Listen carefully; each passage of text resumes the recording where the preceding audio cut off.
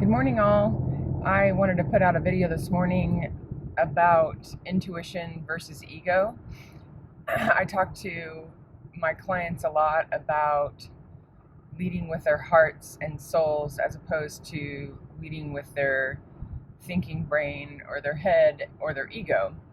And so this can be kind of confusing in the beginning when you're first starting to understand what intuition is and how to trust and follow it. And I'll just say from my own experience that my intuition started becoming more apparent and developing as I worked through childhood wounds and then also received Reiki training, which I've explained before in other videos. I wanted to point out that as you head down the road of personal growth, spiritual development, spiritual awakening, what have you, that this becomes easier and more obvious along the way. But in the beginning, it isn't. And so you're trying to differentiate, how do I know what is my intuition and how do I know what is an instinct or my ego? So I'll start with instincts are a reaction from it's like biologically wired within us. If you think about something like the fight or flight instinct, when your instincts are kicking in, you're not thinking about it and you're not contemplating anything. It's just a survival mechanism that happens. And then the ego is our thinking brain or our head. And so when you are trying to resolve an issue, problem solve, critical thinking skills, any of that kind of stuff, you're using your head to try and figure out why this is a good idea because blah, blah, blah. And so our egos always want things to be the same in our life, no matter how crappy it is. Our ego always wants to keep us where we are because that's where the head and the ego are comfortable being. And so the ego will always come in, and fear is probably the number one emotion that is always evoked in people when they are making decisions that is very ego driven.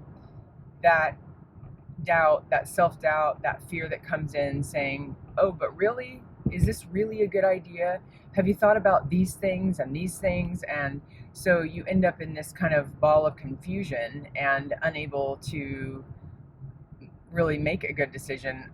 It's almost stifling sometimes how the ego works. If you're feeling unsure, confused, if it does not feel calm, right, true, authentic, all of those things, you can know for certain that it is your ego that is being involved.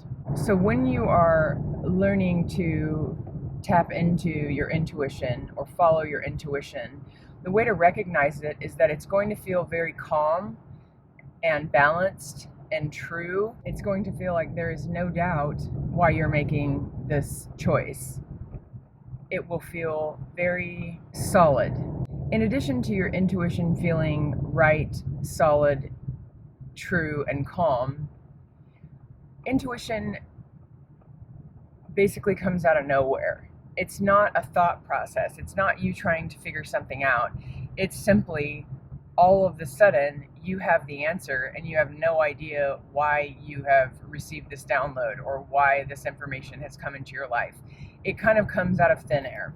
And then you can also know for sure that that is your intuition.